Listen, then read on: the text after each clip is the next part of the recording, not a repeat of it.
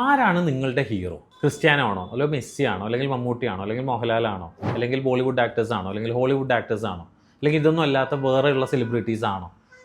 നിങ്ങളുടെ ഹീറോ ആരാണ്? എൻ്റെ ഹീറോ ആരാണെന്നറിയോ? ഞാൻ തന്നെയാണ്.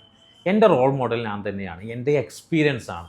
അവിടെ നിങ്ങളുടെ മിററിൻ്റെ മുമ്പിൽ പോയിട്ട് നിങ്ങളുടെ റോൾ മോഡൽ, നിങ്ങൾ ഏറ്റവും അധികം ഇഷ്ടപ്പെടേണ്ടതും ഏറ്റവും അധികം സ്നേഹിക്കേണ്ടതും നിങ്ങളെ തന്നെയാണ്. അല്ലാത്ത പക്ഷം നിങ്ങൾക്ക് ഒരു കാരണവശാലും സക്സസ് എന്ന് പറയുന്ന ഒരു റീച്ചിലേക്ക് എത്താൻ പറ്റത്തില്ല.